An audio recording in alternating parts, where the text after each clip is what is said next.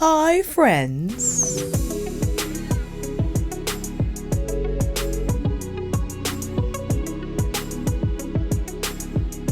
I dropped by Sephora the other day because I needed to kill some time. Was on my way to see Demon Slayer's premiere of the Swordsmith Village arc, episode 1. And while waiting for Bae to arrive, there happened to be a Sephora right in front of me. So I strolled right in, didn't go crazy. However, I had a few products on my radar, just wanted to check things out. I fell upon the new Laura Mercier foundation, which I grabbed a sample of. So yeah, kind of clickbaity on the thumbnail showing the entire bottle, but yeah, we didn't do that this time. I also picked up the Haus Labs blush as well as Natasha Denona's Bronze Mini. Timestamps will be down below if you want to get to specific swatches or whatnot, because I just wanted to get into a little bit of the inner workings of why I decided to choose the product that I did, because I'm a huge makeup nerd. If you haven't met me before, hi. I get a little inside my brain sometimes. It could be too much for some. Just want to let you know off the bat. The Laura Mercier foundation, pulling up the product profile here on Sephora. The Real Flawless Weightless Perfecting Foundation. The highlights, a weightless foundation that blurs the line between makeup and skin with medium buildable coverage, waterproof wear, and up to 12 hours of fade proof wear. I did wear this twice over the weekend. Here is my official sample bag, and there was a representative there for the brand, which I was pleased to see, as I think they just have a little more insight in terms of recommending shade matches to customers, and I was happy to see them there. I was hopping between Ginger, which is medium with neutral undertones, but I was given Chestnut. Chestnut is medium with cool undertones. The number is 4C0. And the foundation is also $48, on the expensive side. I haven't worn Laura Mercier complexion products in some time. I usually associate them with the skincare and makeup parameter of things, where they have SPF in a lot of their tinted moisturizers, which eventually, after learning about how much SPF one should be applying to their face, didn't make much sense to me, in that if you needed to apply 3 fingers lengths worths of SPF, probably not going to put the same amount of tinted moisturizer on my face. That would be far too much. So that was the discrepancy, and I figured, listen, I'll just stick to the SPF solo and use an entirely different product for my makeup needs. But many people did find the appeal behind the tinted moisturizer, in that it was a skincare type of a product, but addressed their complexion needs, evening of tone, diminishing the look of blemishes and whatnot, and redness. So I understood that part. I'd rather just have a foundation. So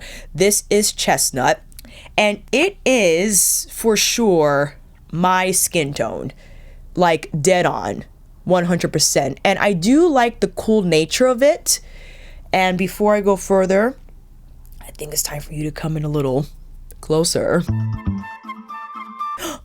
That's enough. So here are my qualms about a foundation match that is like exactly my skin tone. When applied all over, it could appear a little too light. However, not too bad. So a couple of notes about the texture.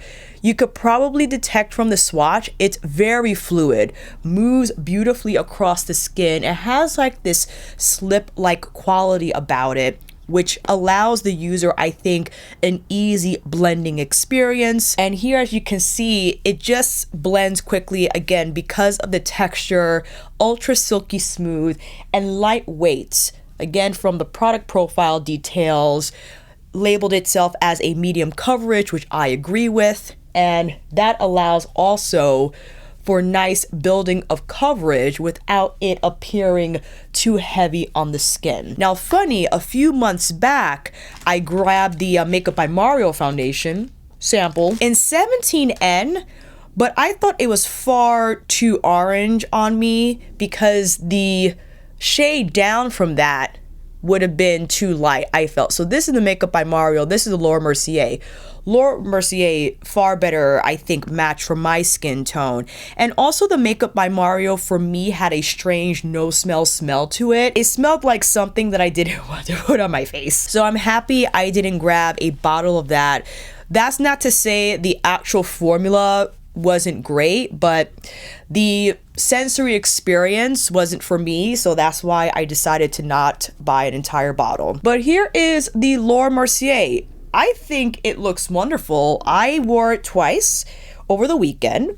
So right after I picked it up on Friday night, I applied it on Saturday, and I also applied it on Sunday when I trained. I haven't put this through the ringer yet, like, you know, through myself in some sprinklers or whatever to actually see if it's waterproof. That's probably more of a note in terms of it being sweat proof. So if you find yourself in a situation where will be sweaty but need the makeup to stay on, this product supposedly can stay anchored on the skin. What I immediately recognize when using this for the first time is, again, the ease of blend and how my skin still appears as itself. It does provide that medium coverage, but at the same time, I think has a lovely blurring effect in terms of diminishing the look of blemishes, of hyperpigmentation, which is what I battle here on and around the jawline, around my mouth. And if that's the case, I think to apply a little more is not an issue, just to be very light with it. So I'm taking my Sonergy Jumbo Concealer and very lightly here, just tapping into my sample, bringing that to the portions that need a little more coverage, but not a lot. Again, the texture is so locomotive, for lack of a better word, that it disappears into the skin no time at all, just acts fast. In fact, it kind of reminds me of Pat's foundation without the alcohol, as that was a deterrent for some people, and I understand. So if you were looking for a foundation that was similar in texture and in performance as the Pat McGrath one, I think the Laura Mercier is up there with hers. You can let me know down below. And when it dries down, it's not super matte.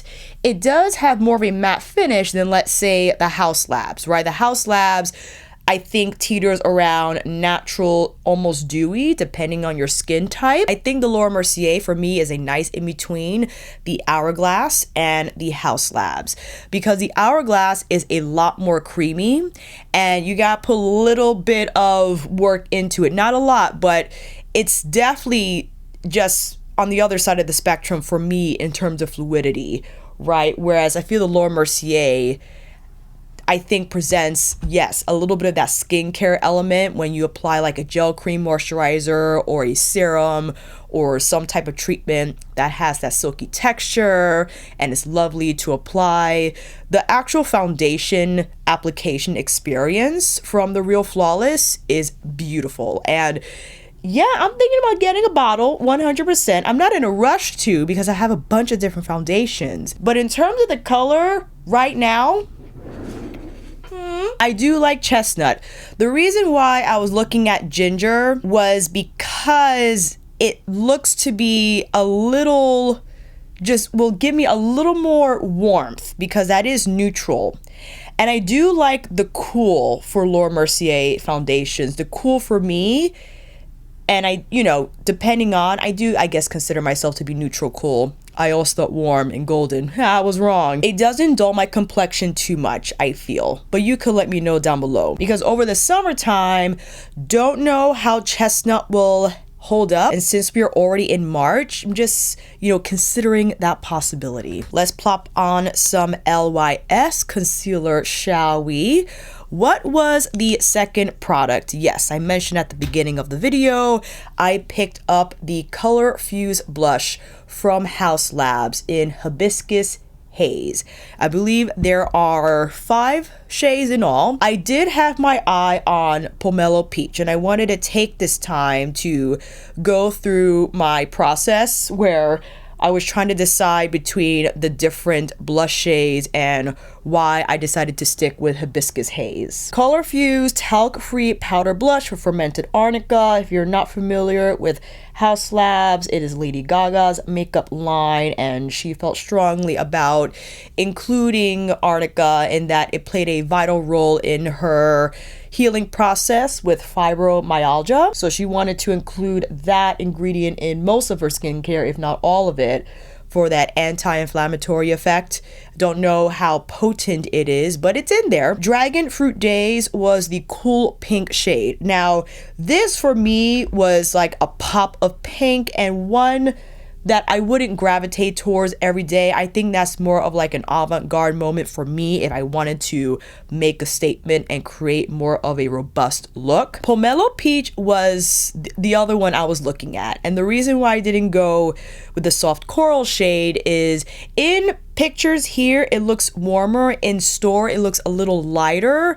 That to me is more like a spring cheek moment, which I don't find myself applying very often. I do like corals, but a warmer coral pink versus coral peach. Hibiscus Haze is the mauve pink, and I thought out of all the 5, it was more of like that warm medium pink shade I felt I can throw on every day, will give me a beautiful flush to the complexion, would just look naturally blush pink, which yes, I mentioned in the past that pink might not be my go-to, but depending on the undertone, I think it could woo me, and Hibiscus Haze did just that. Acai Sky, the berry purple, could have done this 100%, would have been more of like a sculpting moment, a shade I would have applied higher on the cheekbones, has a lot of depth, 100%, but with the amount of blush you get, because it does retail for $38 and you get quite the serving here, I felt I would have applied less of Acai Sky on a regular basis than Hibiscus Haze and would not have got the value. You know what I'm saying? And Watermelon Bliss, the Universal Red, in person, it looked phenomenal. Just like that shade is beautiful. But I remember that I had Pat McGrath's Electric Bloom. Don't use that very often. The Chanel palette has that beautiful red. So does the Charlotte Tilbury Darling Pillow Talk Beautifying Face Palette. So to have that much product in that shade, I felt wouldn't have been practical for my collection. So I'm not saying it isn't beautiful or it wouldn't look lovely on my face. I think it will. The amount of Watermelon Bliss I would have to apply would be very little at a time, where I could be more liberal with Hibiscus Haze. So that's why I decided to just get one shade. And to quickly cover the reason why I didn't get Danessa's Yummy Blurring Blush, I know I didn't want to go crazy. I had my eye on Rosé and Brunch, but I also had my eye on Jubilee, which that Sephora location was not carrying. If they did, it was not on display. I didn't bother asking. So would decide on that on a later date, maybe when Sephora has another sale, that's when I'll pick it up. I did swatch it. It felt lovely.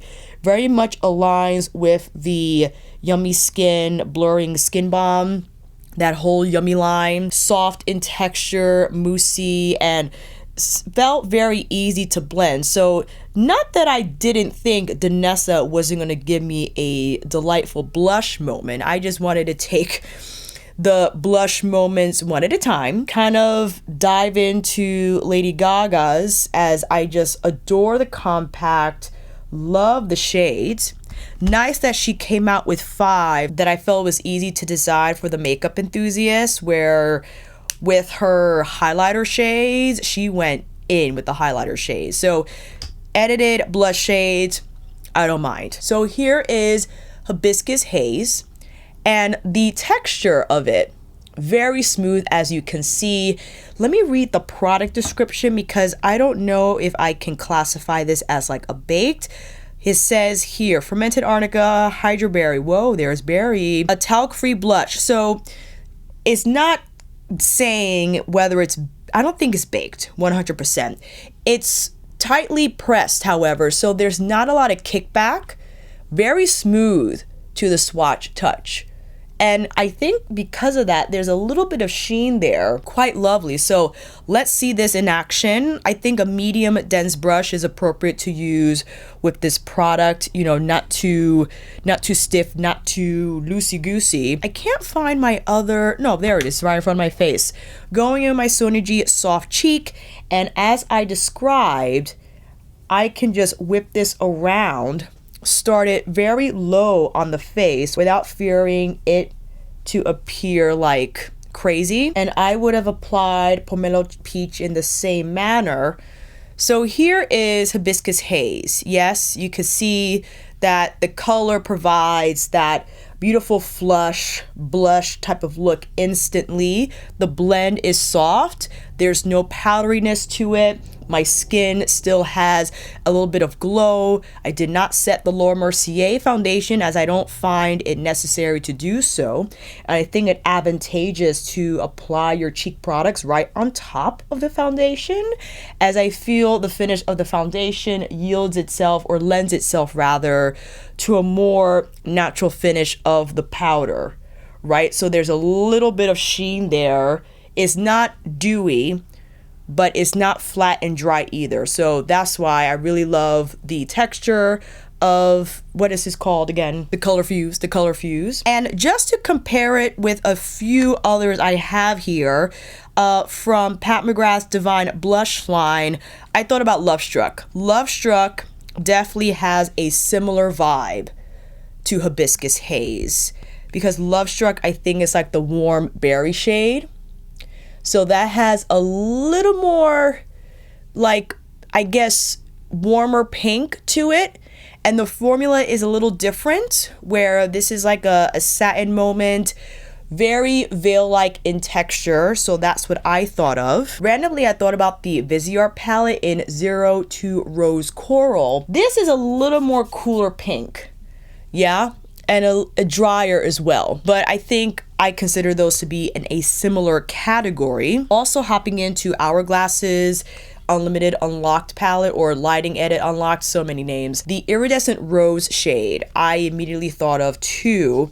Not quite the same serving of pigmentation, but similar in terms of that kind of rosy pink undertone. As well as the Tiger palette, or rather I had the Tiger design with the medium palette offering Radiant Rose and Iridescent Coral. So the Radiant Rose, I felt, kind of resembled the Hibiscus Haze a little bit. And you know I enjoy these types of shades. Like, again, it was just seamless and effortless to apply these blushes, so it can provide like that flushed effect on the skin. If you wanted to quickly see Lovestruck on the other side, I'm happy to do so. Even if you didn't ask, I'm just going to find out for myself. So let me whip that on. And again, a totally different formula than the Hibiscus Haze. I think the Lovestruck has like a little more warmth to it. Can you tell? Where's the mirror? I lost the mirror. It's right here. Yeah, Hibiscus Haze is like giving me a little more pink, whereas Lovestruck, more berry. Does that make any sense? Both are lovely. Listen, now that I have all these blushes, I am happy to mix them together. Yes, but I think the Color Fuse blushes from Haus Labs, I enjoy the formula.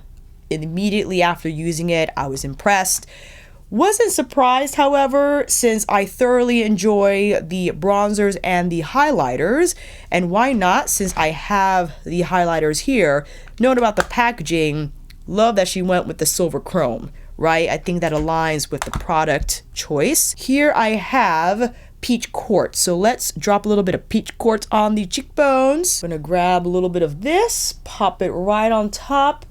I will say, however, might be advantageous to spritz the complexion first, because the highlighter from the Haus Labs is a slightly drier type of a moment, so that it can provide more of like that sparkle finish to the skin. And especially depending on your skin type, if you're using the Laura Mercier, yeah, just so you could bring a little bit of moisture. It's so hard to talk today.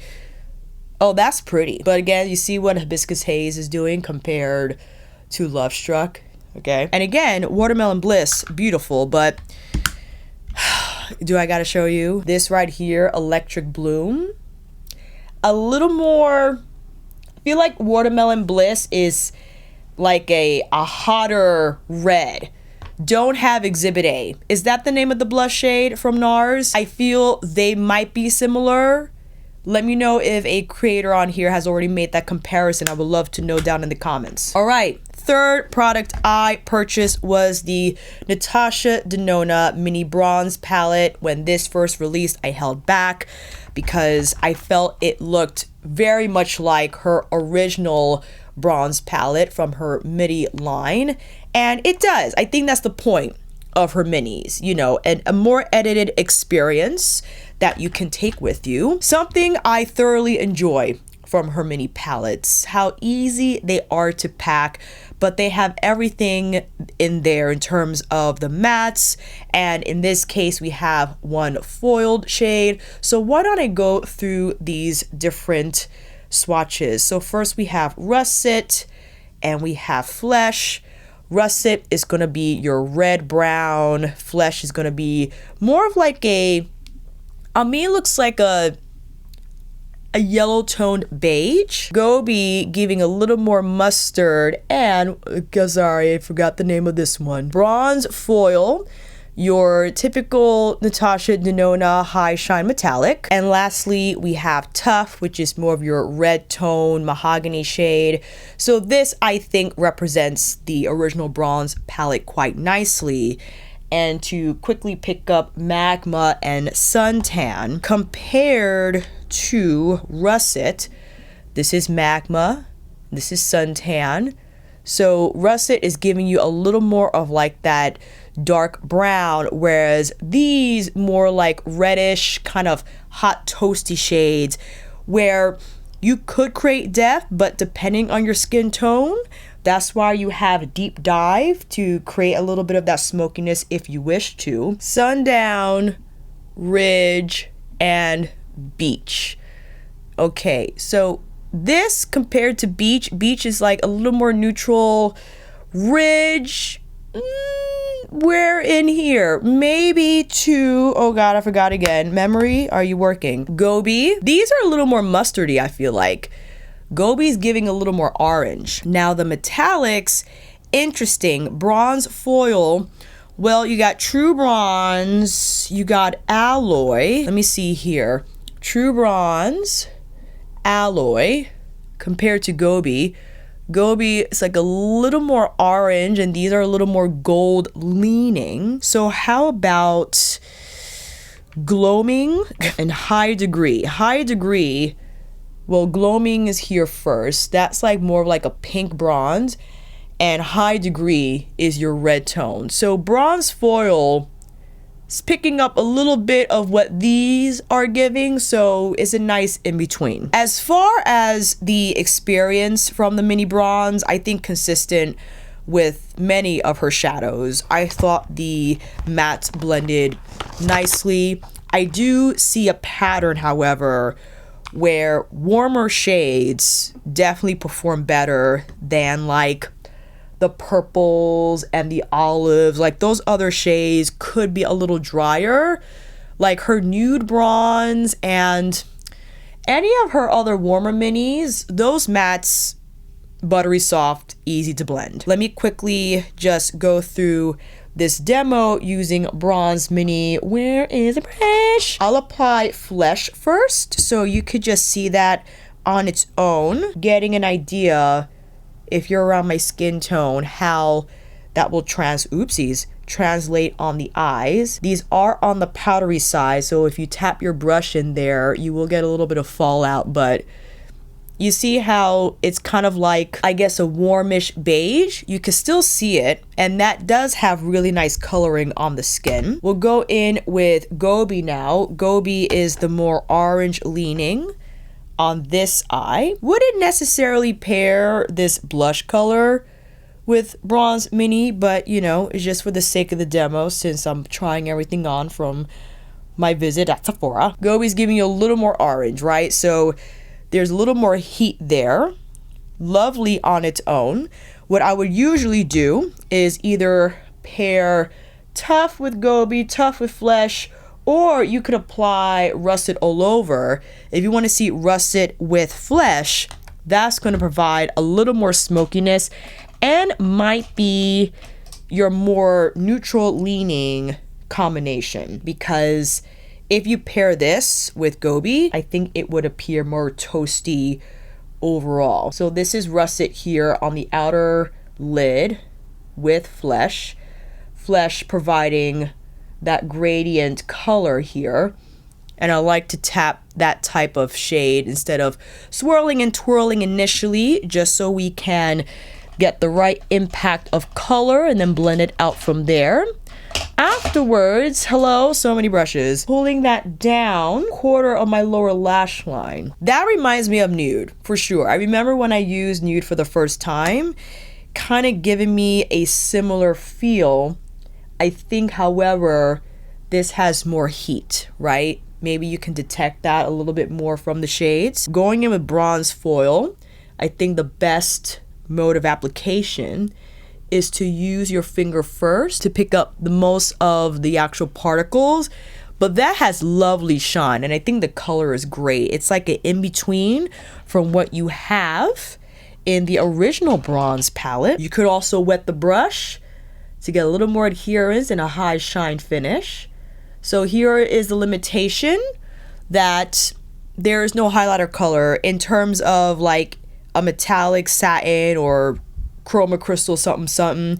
So in that case, might have to go into the original palette, or if you happen to have any of your highlighters on standby, like I have Fire Opal here from Haus Labs, so I'm happy to use this as an inner corner highlight.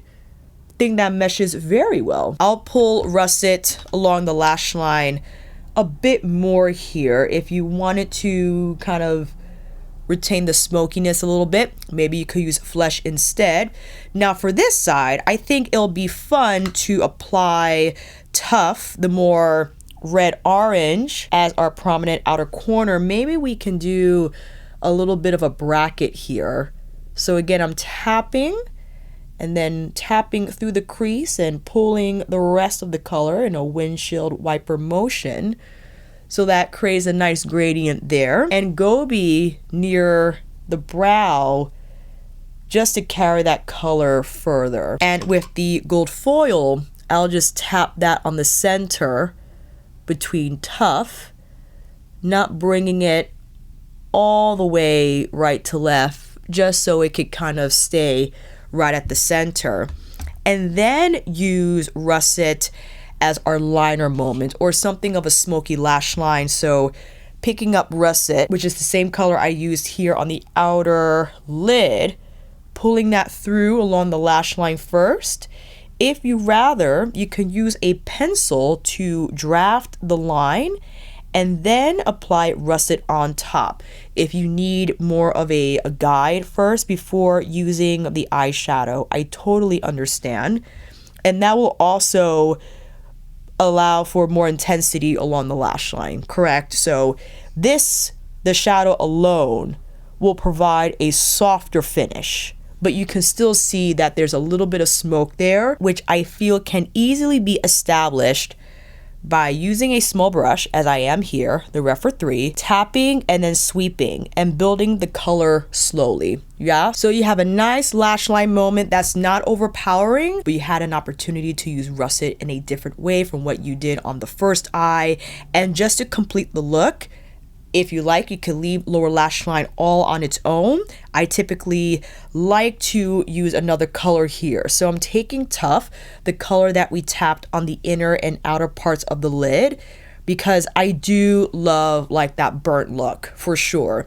Be careful, go in with caution, because you know, you could be teetering on dead, sick eyes territory, depending on your skin tone, your eye shape, will help you decide whether you take this step or not. Not mandatory, but I do love to play with that look a little bit, especially when I have these shades on hand. And to stay consistent with our highlighter choice, going into Fire Opal again, here on this side for a little bit of shine. I'm gonna whip this around a little more, just so we can smooth it out. What shall we do for lipstick? Well, I have my Suku lip treatment on standby. This is in the caramel shade, number 2. Let's put that on quickly. Okay.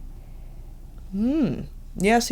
Another fantastic pairing, I think, would have been Proper Beauty's Finesse, which I got here. I could have done Finesse, but we'll keep the Suku. We already have her on. It's fine. Lashes time. What are these? I think I would like to do the Ardell Nakeds. Yes, I got a whole pack because these guys are just so easy.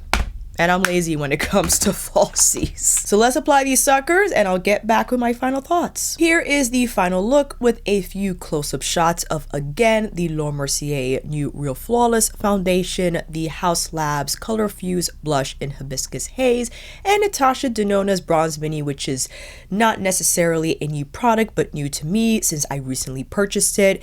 And I am very happy with the foundation sample as well as the products that I purchased. Will I be getting the Laura Mercier right away? Probably not, but it is in heavy contention for that because this is the 3rd time that I am using it. I think that does still rest in the first impressions stage of things, maybe after a few weeks with combining it with my other foundations and trying it in different circumstances, working out with it again, cold weather, warm weather, because March is a bag of tricks when it comes to weather. Hibiscus Haze, if you're around my skin tone, I think you will absolutely love it. Compared to Lovestruck, I think Lovestruck is a richer version of Hibiscus Haze. So if you are deeper than me and already have Lovestruck and you are eyeing that color from the Color Fuse lineup, I think you will be happy with Lovestruck. But I get it, if you want to try the Haus Labs blush formula, then in that case you will probably go for acai berry or watermelon bliss. But for me, just from a more practical standpoint, Hibiscus Haze is an easy everyday blush moment, especially when I am minimal with the eyes, black coffee across the lash line, and some mascara. Maybe I'll tap, whether it be a Pat McGrath or Lisa Eldridge liquid eyeshadow, very light on the lids, and that is the look for the day, and I've been loving that combination. If I were to get another Color Fuse blush, definitely Pomelo Peach. It's still on my radar. Despite the color and my qualms about it, I can see how it can just be a beautiful peach-like light flushed moment for more spring summer looks. 100%. I would have liked a little more depth from it, like it being more peach coral. It does say soft coral, but I would have liked it to be a little warmer. However, I haven't tried it on yet, so this is all speculation in my head.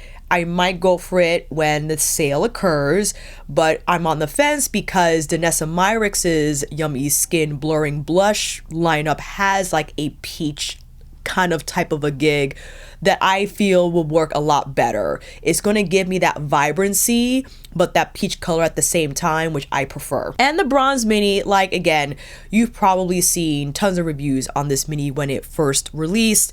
I think it's fantastic. Yes, can you tell whether I use the Bronze Mini or the original Bronze palette? Probably not. However, I think it a great overall bronze experience if you choose to not get all 15 shades. I feel the Bronze Mini beautifully represents what's in the midi palette, where you get that toastiness, and because russet is here, a far more versatile deep brown color that I think more skin tones can use, since you only have like those reddish tone mattes in the palette and would have to rely on the eggplant shade for depth. If you still wanted to stay in like the mahogany family of things, then russet for sure will provide that for you. I also combined this with my black coffee liner from Pat McGrath, so it was a party. And why do I have the mini when I have the original midi palette? convenience when it comes to packing makeup and just lightening the load. I do love the mini format.